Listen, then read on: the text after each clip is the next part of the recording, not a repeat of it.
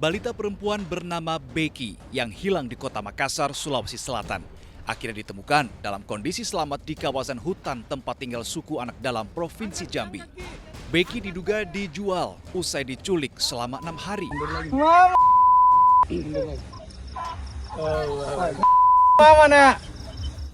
Terungkapnya kasus Becky bermula dari rekaman CCTV yang viral di media sosial. Rekaman video jadi petunjuk polisi dan memperkuat dugaan bocah perempuan itu menjadi korban penculikan.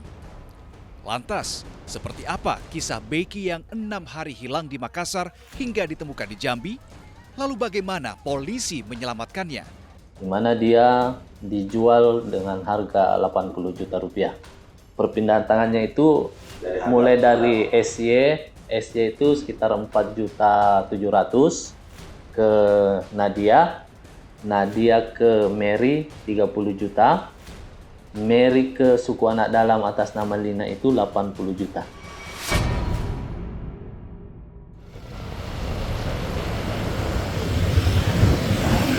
Inilah visual penangkapan Sri Yuliana, terduga pelaku penculikan Becky di sebuah kosan di Jalan Abdullah Daeng Sirua, Kecamatan Panakukang, Makassar. Warga yang melihat penangkapan Sri Yuliana oleh polisi dibuat kaget. Rupanya, sosok Sri Yuliana adalah terduga penculik anak yang sedang viral di media sosial. Sama siapa? Hah?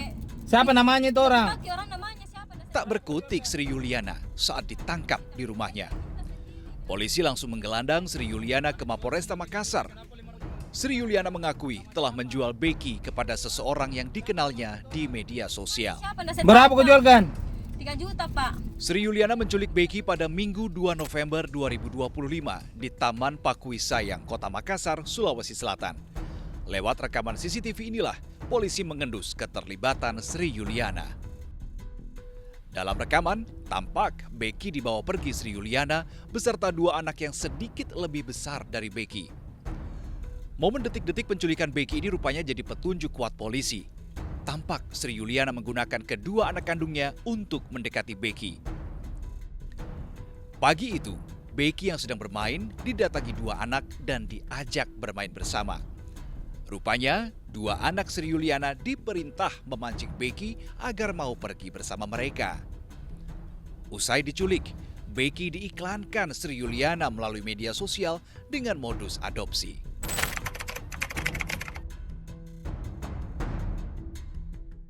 Pertama itu dari Kosti, Pak. Di Kosti dulu itu anakku Efemri sama Kak saya mau main-main.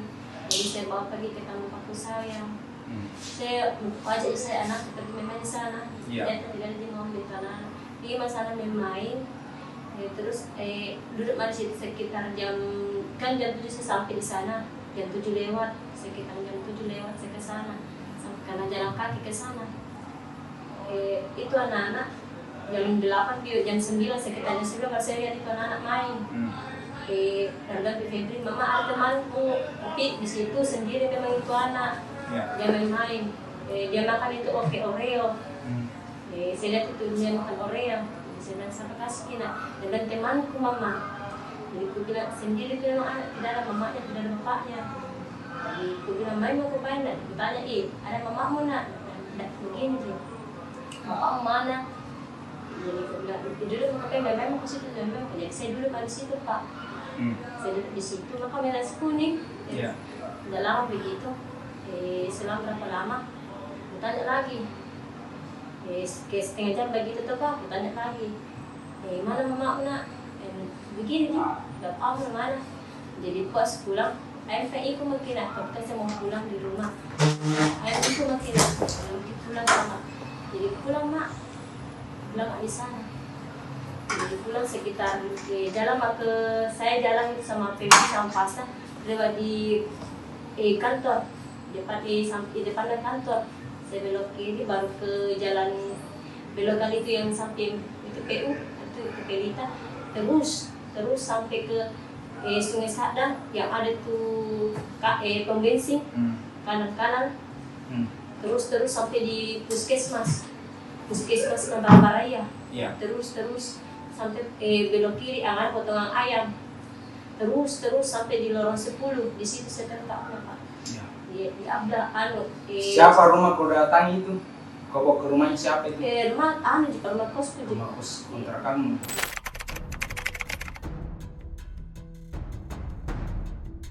Pak lewat FB Pak, FB. namanya itu FB adopsi anak. Si anak. Iya, ada muncul di situ kayak adopsi kucing, adopsi anak. Bagaimana caramu sampaikan di situ di adopsi anak itu gimana caranya? Pertama itu saya lihat itu postingannya, yaitu perempuan. Saya begitu anak umur 9 tahun saya tidak punya anak, saya SMS ke Pak P. SMS dia P, terus aku bilang SMS atau Messenger? Messenger Facebook. Messenger Facebook. Iya Pak, bercandanya Facebook. Saya SMS bilang P, terus dia bilang akun siapa, terus saya bilang sama dia, ada anakku, saya mengaku sebagai Mamanya. iya mamanya. Bilang ada anakku, saya bilang iya butuh ke anak, sudah 9 tahun saya tidak punya anak. Terus aku tanya ini, iya ada anak, iya ada anakku.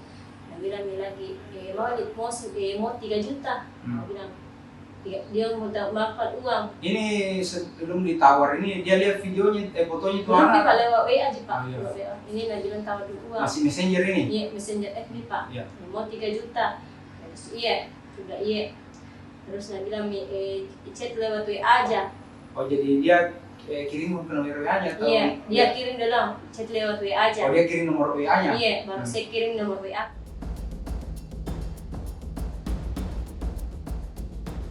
Usai penangkapan Sri Yuliana, rupanya 2 terduga pelaku lainnya ditangkap. 1 terduga pelaku, Nadia Hutri, ditangkap di Sukoharjo, Jawa Tengah. 2 terduga pelaku lainnya, Meriana dan Adit Prayitno, ditangkap di Jambi. Polisi menyebut Beki dijual kepada seseorang warga suku Anak Dalam Jambi. Kepada kami, polisi menceritakan detik-detik penyelamatan Beki. Ya.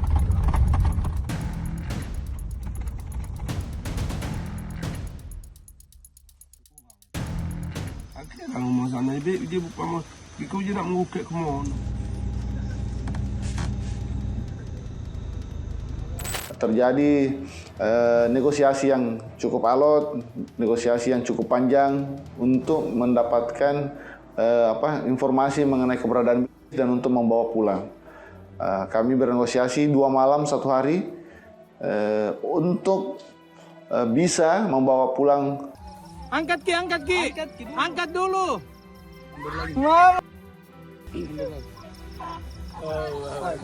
Mana? Dari negosiasi ini kami sangat membantu dari jajaran Polda Jambi untuk dipertemukan dengan para ketua-ketua adat di sana, Temanggung. Alhamdulillah dengan kesabaran dari anggota-anggota yang akhirnya bisa membuahkan hasil. Negosiasi yang alot 2 malam 1 hari itu membuahkan hasil.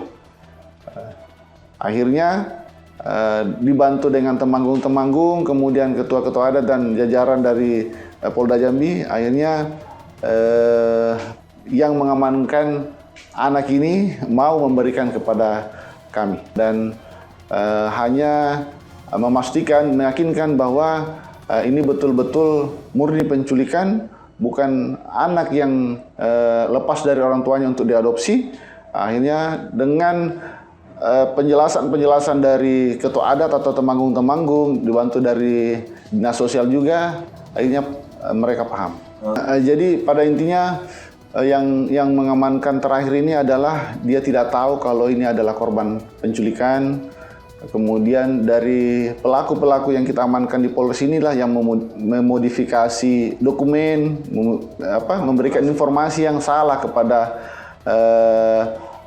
suku Anak Dalam ini bahwa ini adalah anak yang tidak terurus, sudah dilepas dari orang tua semua dengan membuatkan surat ala kadarnya ya, untuk meyakinkan para suku Anak Dalam yang membeli ini. Sehingga suku Anak Dalam juga percaya bahwa ini betul-betul anak yang aman.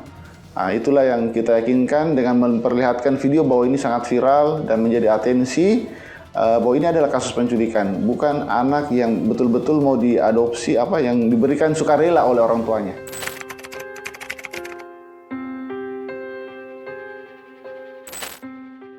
inisial SY. Tersangka SY ini awalnya dia bersama dengan 2 orang anaknya ke TKP di Taman Pakui Sayang. Di situ dia bawa anaknya untuk bermain-main di playground. Terus kemudian si tersangka ini melihat korban Bilkis bermain sendiri. Lalu kemudian pelan-pelan dia dekati. Kemudian dia bertanya ke korban dengan mengatakan, mana bapak tak nak? Terus kemudian si korban Bilkis ini menjawab bahwa ada Ji. Terus kemudian si tersangka menyuruh anaknya untuk mendekati korban, mengajak untuk bermain. Setelah itu si tersangka SY ini kemudian mengajak Bilkis untuk ikut ke rumah kosnya. Mungkin seperti itu untuk tersangka SY.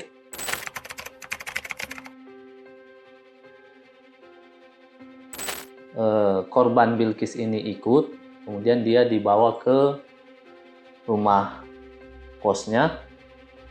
Selanjutnya kejadiannya itu pagi ya, hari Minggu tanggal 2 November jam 10 pagi. Kemudian pukul 18 itu si tersangka Sri Yuliana ini menghubungi tersangka Nadia lewat FB, Messenger FB. Selanjutnya mereka ngobrol lewat Messenger FB, lalu mereka tukar nomor WA. Lanjut di WA, deal harga, kemudian tersangka Nadia ini terbang ke Makassar untuk menjemput korban Bilkis. Jadi besok harinya itu pagi, tersangka Nadia berangkat dari Sukoharjo lewat bandara Jogja, terbang ke Makassar. Tiba di Makassar itu sekitar pukul 11 malam. Kemudian langsung diarahkan ke rumah kosnya tersangka. Setelah beberapa saat di rumah kosnya tersangka, si tersangka Nadia ini menyerahkan uang tunai 4 juta, kemudian membawa korban Bilkis ke bandara. Di bandara selanjutnya, karena sudah berhubungan sebelumnya dengan tersangka Mary di Jambi, maka tersangka Nadia ini langsung terbang ke Jambi transit Jakarta. Kemudian di bandara bertemulah dengan tersangka Mary. Dan harga jualnya itu sebesar 30 juta rupiah. Dan oleh tersangka Mary dibantu oleh tersangka Ade membawa korban Bilkis ini ke perempuan atas nama Lina, yang dalam hal ini dia termasuk dari SAD itu, suku anak dalam di Jambi, di mana dia dijual dengan harga 80 juta rupiah.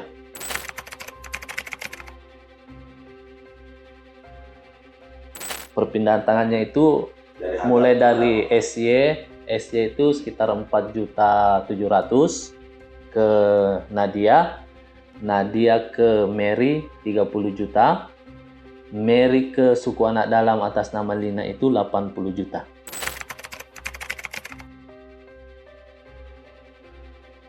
Komunikasinya awalnya dari SY ke Nadia itu lewat Messenger FB, kemudian tukar-menukar WA, lanjut mereka berhubungan lewat WA itu tadi, kemudian mereka bertemu di Makassar. Selanjutnya untuk Nadia dengan Mary, karena sudah sering, sebelumnya sudah pernah, sehingga mereka memang sudah baku kenal.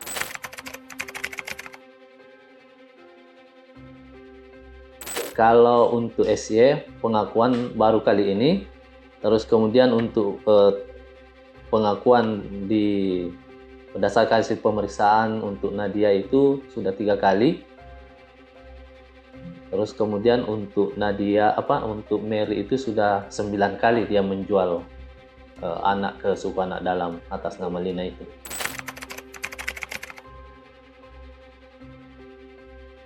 Berdasarkan pengakuan dan tertuang dalam berita acara pemeriksaan, semua dijual ke Lina suku anak dalam itu.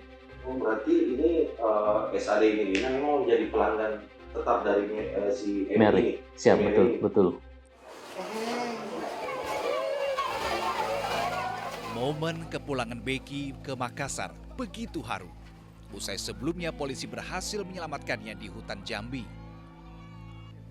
Saat ini, Becky sudah kembali ke pangkuan orang tuanya.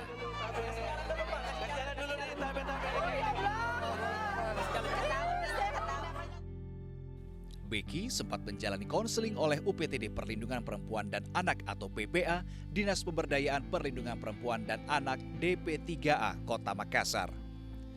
Becky tampak sehat dan terlihat ceria menjalani konseling meski belum dapat disimpulkan secara menyeluruh kondisi mentalnya. Kasus yang menimpa Becky jadi pelajaran penting juga menjadi alarm bagi kita semua bahwa penculikan anak hingga diperjualbelikan bukan isapan jempol belaka. Sindikatnya kini rupanya ada dan masih jadi ancaman yang bisa saja sewaktu-waktu menimpa anak siapa saja.